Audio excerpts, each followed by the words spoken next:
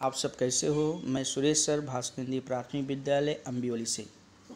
बच्चों, जैसे कि हमारा विषय है परिसर अध्ययन, कक्षा तीसरी है। इसमें बच्चों पाठ 8 हमने पढ़ा, पानी हमारी आवश्यकता। पाठ 9 जो भी पढ़े हम, वो भी पानी के ऊपर ही था। पानी निश्चित रूप से कहाँ से आता है। आज हम पानी के संबंध में कुछ अधिक जानकारियाँ प्राप्त करेंगे, उसके बारे में जानेंगे। तो देखो बच्चों, ये पाठ आपका 10 है। पाठ 10 में पानी संबंधी कुछ जानकारी। देखिए, कांच के एक स्वच्छ गिलास में पानी आपने लिया। कांच का एक गिलास लीजिए और उसमें पानी कैसा लेना है, आपको साफ लेना है। और उसमें रंग देखो, उसका रंग देखो कि पानी का ये रंग कौन सा है। तो पानी का रंग कैसा है वो आप बताओ। ठीक है, क्या करा आपने, कांच के एक स्वच्छ गिलास में पानी भरा और उसके अंदर देखोगे आप कि ये इस पानी का रंग कैसा है। बराबर है। देखो यहाँ पे बच्ची जो है, देखो पानी भरी है गिलास में और उसका रंग देख रही है। बराबर है। ठीक है। किसी सुगंधित फूल को सूंघना है आपको। क्या अच्छी गंध आई? अब पानी को सूंघो, क्या पानी में कोई गंध आई? मतलब जैसे आप सुगंधित फूल को सूंघते हो तो आपको कैसा आता है, सुगंध आता है। तो वैसे ही अगर पानी को आप सुगंध लेते हो, पानी को सूंघते हो, तो क्या पानी का कोई सुगंध आता है या पानी का कोई गंध आता है, ये आपको करके देखना है। क्या करके देना है, पहले तो एक कांच के गिलास में पानी लेना है और उसको देखना है कि इसका रंग कैसा है। दूसरा कि कोई सुगंधित आपको फूल लेना है, उसको सूंघना है और फिर पानी को भी गंध सूंघना है और देखना है कि उसमें से कोई सुगंध आ रहा है कि नहीं आ रहा है। ठीक है। तो किसी पके हुए आम, चीकू तथा अमरूद को चख कर उसका स्वाद लो। मतलब जिसको बोलते टेस्ट लेना ना, जैसे कोई पका हुआ आम रहता है तो कैसा टेस्ट आता है, उसका स्वाद कैसा आता है। चीकू, अमरूद, ये सब आपको मालूम है, तो उसका स्वाद लो। और पके हुए फल स्वाद कैसे लगते हैं वो देखिए। ठीक है। अब पानी के स्वाद का अनुमान लगाओ, यानी अर्थात बच्चों अंदाज़ा लगाओ कि पानी को जब हम पीते हैं तो उसका टेस्ट यानी स्वाद कैसा आता है। ठीक है। अब पानी का स्वाद कैसा लगा, तो जैसे मैंने आपको बताया कि पानी को आप देखो कि उसका रंग कैसा है, उसके बाद पानी को आप सुगंध लो, उसका सुगंध कैसा है, उसके बाद पानी का स्वाद टेस्ट लो कैसा है। तो आपको इससे क्या स्पष्ट होता है, आपको इससे क्या मालूम पड़ता है।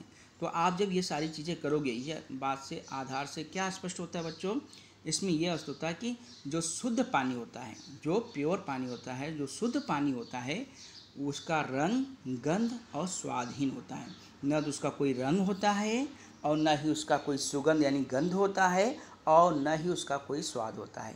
अर्थात पानी बच्चों, जो शुद्ध पानी रहेगा उसका न कोई रंग रहेगा, न उसकी कोई गंध रहेगी और वह स्वादहीन होगा, अर्थात उसका कोई टेस्ट नहीं होगा। तो अब आप तो इतना समझ गए कि ना, पानी, शुद्ध पानी कैसा होगा, रंगहीन होता है, स्वादहीन होता है, गंधहीन होता है। नया शब्द आप देखिए, अब आगे देखेंगे। जैसे पारदर्शक पदार्थ। पारदर्शक पदार्थ समझ रहे हैं बच्चे। अब पारदर्शक पदार्थ किसे कहते हैं और अपारदर्शक पदार्थ किसे कहते हैं। मतलब पदार्थ यानी वस्तु होती है, चीज़ होती है। तो पारदर्शक जिसका आर पार दिखाई देता हो, अपारदर्शक जो आर पार से दिखाई न दे। जैसे आप देखो कांच होता है, तो उसको देखो एक आर पार देख सकते हो। और उसके बाद प्लास्टिक है, प्लास्टिक से आप आर पार देख सकते हो। जैसे कोई थैली भी रहता है तो उसमें कोई सामान आप रखते हो, अगर वो कभी कभी जो सामान थैली में है वो दिखाई देता है, यानी उसको हम क्या कहेंगे, ये पारदर्शक पदार्थ है। और अगर कभी थैली में जो सामान रखा है वो नहीं दिखाई दिया, मतलब वह अपारदर्शक है। मतलब जो दिखाई देता है उसे पारदर्शक कहेगा, जो नहीं दिखाई देता है वह अपारदर्शक होता है। तो अब इसके अंदर हम ये जो नए 2 शब्द सीखे हैं, तो पारदर्शक पदार्थ किसे कहते हैं उसे देखेंगे। देखो, जिस पदार्थ में से देखने पर आर पार दिखता है, आर पार दिखता है, उसे पारदर्शक पदार्थ कहते हैं बच्चों। अर्थात पारदर्शक पदार्थ किसे कहते हैं, जिस पदार्थ में से देखने पर आर पार दिखता है। मतलब दोनों तरफ आगे, मतलब आर पार, यहाँ से भी दिखेगा वहाँ से भी दिखेगा, दोनों तरफ से दिखाई देगा आपको, उसे पारदर्शक पदार्थ कहते हैं। इसके बाद बच्चों अपारदर्शक किसे कहते हैं। देखिए, जिस पदार्थ में से देखने पर आर पार नहीं दिखता है, जिस पदार्थ में से देखने पर हमें आर पार नहीं दिखता है उसे अपारदर्शक पदार्थ कहते हैं। तो एकदम सिंपल है, एकदम सरल है। पारदर्शक पदार्थ और अपारदर्शक पदार्थ। पारदर्शक पदार्थ क्या है बच्चे? जिस पदार्थ में से देखने पर हमें आर पार दिखाई देता है उसे पारदर्शक कहते हैं, और जिस पदार्थ में से देखने पर आर पार नहीं दिखाई देता है उसे अपारदर्शक कहते हैं। बात समझ में आ गई? आप देखो, जैसे ऊपर आपने पानी लिया, उसको देखा, उसके बाद उसको सुगंध लिया और उसके बाद ये देखा, वैसी ही कृति अब नीचे देखिए क्या करना है आपको। यह प्रयोग करके किसी वरिष्ठ व्यक्ति की देखरेख में ही करना है। मतलब ये जो मैं आपको बताने जा रहा हूँ, तो इसमें जब आप घर पर करोगे तो आप स्वयं से नहीं करोगे, यानी खुद से नहीं करोगे तो खुद ही करोगे, लेकिन आप बगल में कोई, जैसे आपके बड़े भाई या पिताजी, मम्मी या किसी बड़े व्यक्ति को आप अपने पास बिठा लोगे और उनकी देखरेख में ये करना है। अब करना क्या है आपको? सबसे बड़ी बात है बच्चों, ये देखो, पहले ये चित्र देखो, इसमें कैसा है कि एक टेबल दिख रहा है आपको, हाँ, और उसमें एक मोमबत्ती जलती हुई दिखाई दे रही है, एक पुट्ठा दिखाई दे रहा है, और ये जो बच्चा है वो पुट्ठा तरफ देख रहा है, तो उसे मोमबत्ती दिखाई दे रही है क्या? नहीं दिखाई दे रही है। फिर उसके बाद देखिए, फिर उसने देखिए यहाँ पे जैसे कांच का है या जो भी मतलब वस्तु लिया है, और उधर भी उसके मतलब पीछे मतलब मोमबत्ती रखा हुआ है, उसे वो भी जल रहा है, क्या वो देख पा रहा है? देख पा रहा है। तो इसका मतलब है जो चीज़, जो वस्तु मतलब हमें आर पार दिखाई देती है उसे पारदर्शक पदार्थ कहेंगे, और जो नहीं दिखाई देती है अपारदर्शक है। तो वह इसके बारे में समझना है। तो आप देखिए क्या लेना है, कैसे समझना है। मोमबत्ती जलाकर किसी स्टूल पर रख दो। जैसे यहाँ पे देखो, मोमबत्ती जला के स्टूल पर रखा गया है, दिखाई दे रहा है। इसके बाद उसे गत्ते के टुकड़े में से देखो। अब ये गत्ता का टुकड़ा देख रहे हो ना, गत्ता का टुकड़ा रखा हुआ है, उसमें से देखा जा रहा है। अब बताओ, अब वही मोमबत्ती कांच के टुकड़े में से देखो। जैसे अभी बच्चों यहाँ पे देखो, पहला जो मोमबत्ती रखा हुआ है वो लड़का कैसा गत्ते में से देख रहा है, बराबर।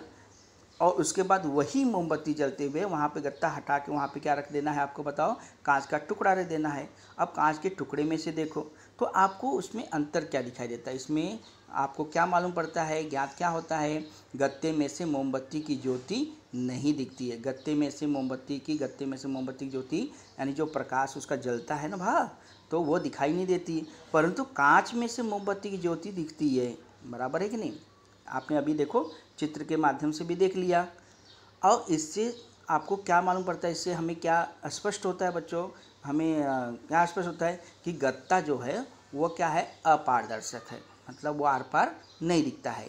गत्ता क्या है आपका? गत्ता अपारदर्शक, और कांच क्या है? पारदर्शक है। अब आपके दिमाग में एकदम फिट हो गया कि पारदर्शक पदार्थ कैसे करते हैं और अपारदर्शक पदार्थ कैसे करते हैं। शाबाश बच्चों। अब आप देखो बच्चों, अब कांच के किसी गिलास में भरे हुए पानी में से, ध्यान से देखो, अब कांच के किसी गिलास में भरे हुए पानी में से मोमबत्ती देखो। समझ आ रही है मेरी बात? जैसे आप एक कांच का गिलास ले लीजिए, बराबर, उसमें आप शुद्ध पानी भर दो, बराबर है। और जो अभी पहले आपने कैसे देखा था, एक गत्ता लगाए थे, तो जो कि मोमबत्ती आपको दिखाई नहीं दे रहा था।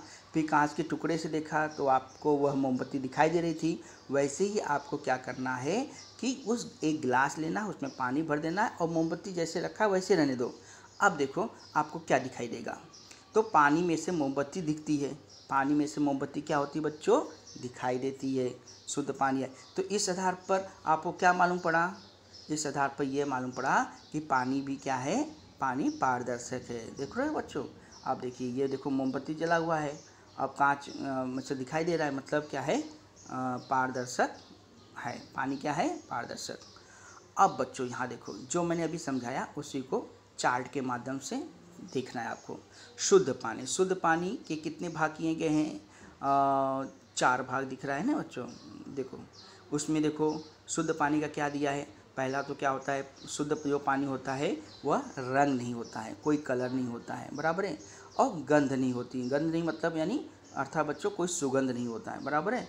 और उस शुद्ध पानी का कोई स्वाद भी नहीं होता है, और यह पारदर्शक होता है। ये बात एकदम दिमाग में आप फिट कर लीजिए, क्या कि पानी का कोई रंग नहीं होता है, पानी का कोई सुगंध नहीं होता है, पानी का कोई स्वाद नहीं होता है, और पानी कैसा दिखता है? पारदर्शक दिखाई देता है, बराबर है। अब आगे देखो, अब फिर जो कृति, एक और कृति करनी है आपको। वो कृति क्या करनी है, देखिए, किसी बर्तन में बाजरे या गेहूं का थोड़ा सा आटा ले लो। मतलब जैसे थाली या किसी चीज़ में आपको क्या करना है, कोई बर्तन में बाजरे या गेहूं का क्या लेना है, आपको आटा लेना है, ठीक है। अब दूसरे बर्तन में थोड़ा क्या लोगे आप, पानी लोगे। समझ में आ रहा है कि नहीं। किसी बर्तन में क्या करना है, बाजरा या गेहूं का आटा ले लेना है और दूसरे बर्तन में आपको क्या कर लेना है, पानी ले लेना है और 2 तस्तरियाँ ले लेना है। एकदम समझ में आ रहा है ना। किसी बर्तन, एक बर्तन में आपको क्या लेना है, बाजरा या गेहूं का आटा लेना और दूसरे में क्या लेना है, पानी लेना है और 2 तस्तरी ले लेना है। और कांच के छोटे गिलास ले लो। क्या क्या लेना है आपको, बाजरा गेहूं का आटा लेना है एक बर्तन में, दूसरे बर्तन में आपको थोड़ा पानी लेना है और 2 तस्तरी ले लेनी है और कांच का छोटा 2 गिलास लेना है, बराबर है। अब इसमें देखो, एक तस्तरी में थोड़ा सा आटा डाल दो। जो आपके पास 2 तस्तरी है उसमें से एक तस्तरी में आपको क्या करना, जो गेहूं या बाजरे का जो आटा है वो थोड़ा डाल दो, ठीक है। और जो दूसरी तस्तरी में है उसमें थोड़ा पानी डाल दो। यानी आपने 2 बर्तन लिए, 2 बर्तन, एक आटा है, एक में क्या है, आपका पानी है। तो जो तस्तरी आपने लिया है उस तस्तरी में थोड़ा सा, एक तस्तरी में थोड़ा आटा रख दो, दूसरे तस्तरी में पानी रख दो। समझ आ रही है बात। अब आप क्या करोगे, दूसरी पानी रख दिया। अब चौथा कृत क्या करोगे, अब एक गिलास में थोड़ा सा आटा लो। समझ आ रही मेरी बात। पहले आपने 2 बर्तन में, एक में आटा लिया था, एक में पानी लिया था। 2 तस्तरी आपने ली थी तो उस तस्तरी में थोड़ा सा आटा रखा, दूसरे तस्तरी में आपने पानी रखा। फिर आपने 2 कांच का गिलास लिया था। अब उस 2 कांच के जो गिलास है उसमें भी क्या करना है, एक गिलास में थोड़ा सा आटा डाल देना है और दूसरे गिलास में थोड़ा पानी डाल देना है। अब आपको क्या दिखाई देगा बताओ, तस्तरी और गिलास की पेदी। ध्यान दो, ये एकदम देखिए, तस्तरी और गिलास की पेदी बच्चों, देख रहे हैं।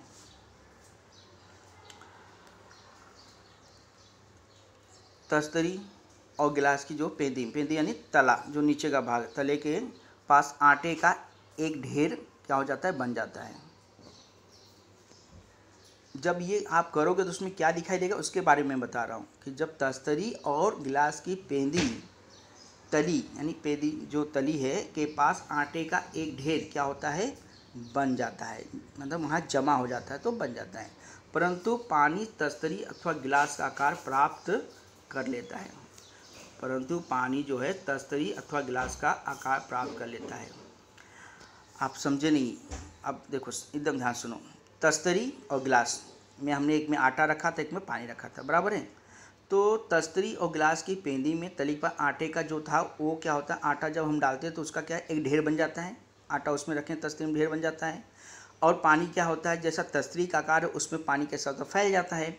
और वैसे ही जब गिलास में आप आटा डालोगे, कांच के गिलास में, तो वो भी कैसा होता है कि वह आटे का एक ढेर बन जाएगा जैसे डालोगे। लेकिन जो पानी आप डालोगे तो जैसा गिलास का आकार है वैसा पानी का भी आकार लेता है, वैसे ही पानी भी उसमें चले जाता है, बराबर है कि नहीं, तो कर लेता है। अब यहाँ देखो कि अब यहाँ एक आप चित्र में देखिए ध्यान से, यहाँ देखिए 2 तस्तरी आपको दिखाई दे रही है। पहले तस्तरी में आपको आटा रखा हुआ दिख रहा है, देखो पेदी में जैसे आटा कैसा ढेर बन गया है। फिर दूसरे तस्तरी में पानी ऐसा डाला तो पानी कैसा फैला हुआ दिखाई दे रहा है, बराबर है। फिर जो 2 गिलास कांच का है, पहले गिलास में आपने क्या रखा है, आटा का डाला तो देखिए वो भी ढेर बन गया ऐसा। और पानी डाले तो जैसा गिलास का आकार है उस तरह से पानी का आकार मतलब ले लिया है, बराबर है कि नहीं। इसका मतलब क्या हुआ, इसका से हमें क्या मालूम पड़ता है, इससे हमें क्या स्पष्ट होता है कि पानी का स्वयं से कोई आकार नहीं है बच्चों। पानी का जैसे कोई आकार नहीं है, जैसे जिस प्रकार से पानी का कोई रंग नहीं है, पानी का कोई गंध नहीं है, पानी का कोई स्वाद नहीं है, पानी पारदर्शक है, वैसे ही पानी का कोई आकार भी नहीं है। कोई मतलब जैसे स्ट्रक्चर मतलब बोलते हैं ना, कोई आकार उसका नहीं है। वो जिस बर्तन में जैसा डालोगे उस बर्तन जैसा उसका पानी का आकार हो जाए। अब देखो तालाब है, तालाब में बड़ा है, नदी है, समुद्र है, जो भी बर्तन छोटे बर्तन डालो तो पानी का आकार उस रूप में लेगा। वैसे आप पानी नीचे डाल दो कैसे ज़मीन के चारों तरफ फैल जाता है, तो इसका मतलब ये होगा पानी का कोई आकार नहीं होता है। तुम जिस बर्तन में पानी डालोगे पानी उसी बर्तन के आकार ग्रहण कर लेता है, मानी उस आकार में वह हो जाता है। पानी का स्वयं का कोई आकार नहीं होता है, स्वयं यानी खुद का, और इसलिए कमरे के फर्श पर गिरा हुआ पानी क्या होगा बच्चों, आसपास फैल जाएगा। कमरे के फर्श पे अगर पानी गिर जाता है तो वो क्या एक ही जगह रुक जाता है क्या, नहीं, वो फैल जाता है। क्यों, क्योंकि पानी का कोई आकार नहीं, और कमरे का फर्श कैसा हुआ है, पूरा फैला हुआ रहता है ना, इसलिए पानी भी फैल जाता है। तो ये आप बच्चों समझ में आ गए आपको। अब ये देखिए, आपको थोड़ा सा अपना थोड़ा सोचना है। क्या सोचना है, तालाब का पानी कैसा होगा, तालाब का पानी स्वच्छ होगा तभी पानी का तल दिखता है। जब देखो तालाब का पानी देखो गंदा नहीं होगा, स्वच्छ रहेगा, तो जो तालाब का जो तल होता है, जो नीचे रहता है, निचला भाग जो रहता है तालाब का जो तल है, वो हमें क्या होगा, दिखाई देगा। क्यों दिखाई देगा, क्योंकि पानी क्या है बच्चों, मैंने पहले बताया, पानी क्या है, पारदर्शक पदार्थ है, पारदर्शक है। किसी ढालू सड़क से बाल्टी भर पानी ले जाते समय, किसी ढालू सड़क से बाल्टी भर पानी ले जाते समय बाल्टी अगर गिर गई, ध्यान दो, अगर आप ढालू मतलब ढलान वाला जगह, जैसे आप पानी एक बाल्टी में भर के ले जा रहे हो और किस जगह पे जा रहे हो जहाँ पे ढलान है, ढलान मतलब ढलान जो एकदम सरकते हुए नीचे गिरता है, तो जैसे किसी ढालू पर सड़क से बाल्टी पानी ले जाते समय बाल्टी आपकी पानी मतलब बाल्टी गिर गई, अब जब बाल्टी गिरेगी तो उसके अंदर का पानी भी क्या होगा, नीचे गिर जाएगा ना। तो पानी जब गिर जाए तो पानी गिर गया, तो इससे क्या होगा बच्चों, गिरे हुए इस पानी का ढेर बन जाएगा क्या, या यह पानी बह जाएगा, आप बताओ, नहीं समझे। जब आप ऐसे मतलब कि ढालू सड़क पे लेके जा रहे हो बाल्टी भर के पानी और बाल्टी गिर गया, पानी भी गिर जाए, तो अब आपको सिर्फ ये बताना है कि पानी का ढेर बनेगा कि पानी बह जाएगा। एकदम सिंपल, क्योंकि पानी का कोई आकार नहीं है, तो जो ढलान वाली जगह है तो उसी के आकार की तरफ से वो पानी क्या हो जाएगा, फैल जाएगा, बराबर। अब आगे देखिए, पानी ऐसा भी होता है, कैसा होता है, जिस बर्तन में रखेंगे उसी बर्तन का आकार ग्रहण कर लेता है। ये बात मैंने आपको पहले बता दिया था कि पानी का कोई आकार नहीं, इसलिए जिस बर्तन में जैसा डालोगे वैसे आकार वो ले लेता है। दूसरा क्या है, समतल भाग पर वो क्या होता है, फैल जाता है। समतल भाग जैसे आपका जो फर्श होता है कैसा होता है, समतल होता है, वो कैसा होता है, उसमें फैल जाता है। आगे क्या है, और ढलान, जैसे वो ढलान है तो ढलान कैसा स्लोपिंग होता है ना नीचे, तो नीचे की ओर बहता है। बस एकदम सिंपल है।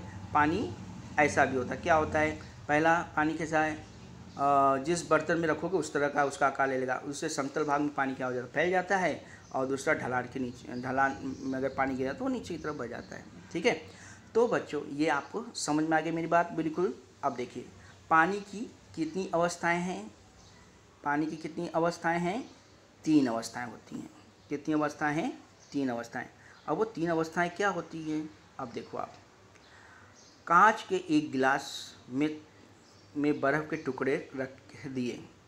अब बोलोगे कि कांच के गिलास में बर्फ़ के टुकड़े आपने रखे, बर्फ़ का टुकड़ा देख जानते हो ना, जैसे आइसक्रीम रहता है ना, बनाते हैं, बर्फ़ का टुकड़ा होता है, ठंडा ठंडा लगता है आपको। देखो, कांच के गिलास में बर्फ़ के टुकड़े रख दिए और कुछ समय बाद उस बर्फ़ का क्या हो जाएगा, बताओ आप।